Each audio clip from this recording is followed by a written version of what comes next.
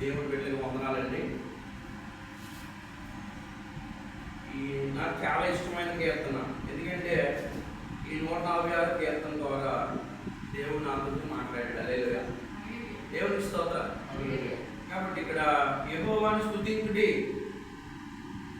నా ప్రాణమా యెహోవాను స్తుతించుము. హల్లెలూయా, దేవుని మహిమ కలిగిన గాక. సాటిలో కింద పెండుకోతే కొంచెం సౌండ్. మీ వాక్యాలు ఇలాగా ఏదో ఈ నలుగురికి చెప్పుకోవడానికి ఇబ్బంది పడిపోతుంది పరిస్థితులు వచ్చి. ఒక్కోసారి మేము చెప్పించిన మాటలు 500 మంది 400 మందికి కూడా వెళ్తున్నాయి.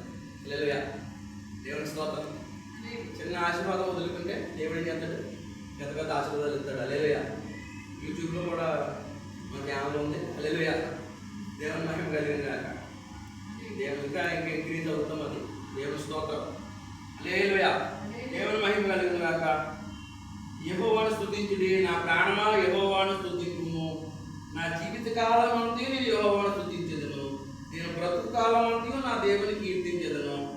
హల్లెలూయా.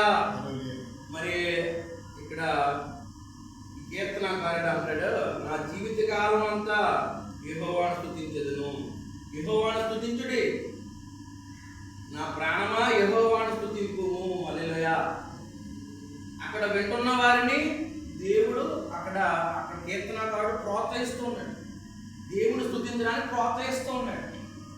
అలాగే తను కూడా అనుకుంటున్నాడు, తన ప్రాణంతో తాను కూడా ప్రేరేపించబడుతున్నాడు, ఎదుటి వారిని దేవుణ్ణి స్తుతించడానికి ప్రేరేపిస్తూ ఉన్నాడు. అలాగే తాను కూడా దేవుణ్ణి స్తుతించడానికి ప్రేరేపించుకున్నాడు తనకు తాను. ఎందుకంటే దేవుడు నమ్మదగిన వాడు. హల్లెలూయా, యాకోబు దేవుడు నమ్మదగిన వాడు. హల్లెలూయా, దేవునికి మహిమ కలిగిన గాక.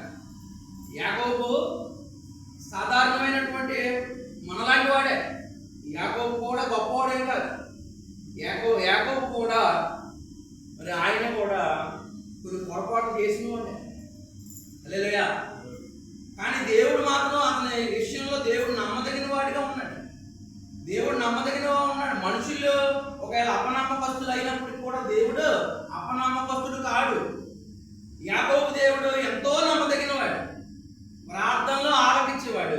హల్లెలూయా, గొప్ప కార్యాలు చేసే దేవుడు, తన ప్రజల్ని ఆదరించగల దేవుడు. హల్లెలూయా. కాబట్టి దేవుడి మహిమ కలుగును గాక. ఇటువంటి దేవుడు ఎవరికి తోడై ఉంటాడో వారు ధన్యులు. రాజుల చేతనైనా మనుషుల చేతనైనా మనకు సహాయం కలగదు. హల్లెలూయా. ఎవరైతే యాకోబు దేవుడి మీద విశ్వాసం ఉంచుతారో వారికి దేవుడు సహాయం చేస్తాడు. హల్లెలూయా. ఎంత గొప్ప కార్యాలంటే, హల్లెలూయా, రాజులు మనుషులు ఒట్టి ఊపిరి. హల్లెలూయా, వాళ్ళ సంకల్పాలు వాళ్ళ ఆలోచనలు నాడి నశించిపోతాయి.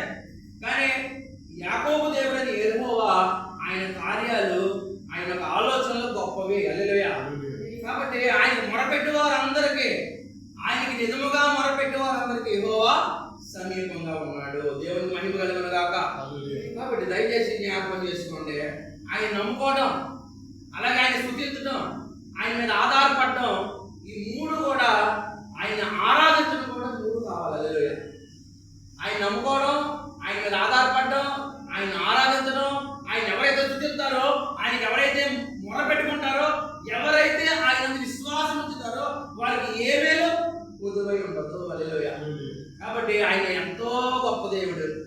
ఆయన ఇంకా ఈ కీర్తనలో కొన్ని విషయాలు చదివితే దేవుణ్ణి ఎందుకు స్తుతించాలంటే, ఆయన దీనిలో ప్రార్థన ఆలకించడమే కాదు, ఆయన అపనమ్మకస్తుల ఎడల కూడా నమ్మకస్తుడిగా ఉండడమే కాదు, కానీ మరింత మనం ఆలోచిస్తే కనుక ఆయన గుడ్డివారికి కన్నులిచ్చే దేవుడు, కుంటివారికి కాళ్ళు ఇచ్చే దేవుడు. హల్లెలూయా. బాధలో ఉన్న వారిని ఆదరించే దేవుడు, గుండె చెదిరిపోయిన వారిని బాగు చేసేవాడు, తల్లిదండ్రులు లేని వారిని ఆశ్రయం చూపించేవాడు, పోషించేవాడు. హల్లెలూయా.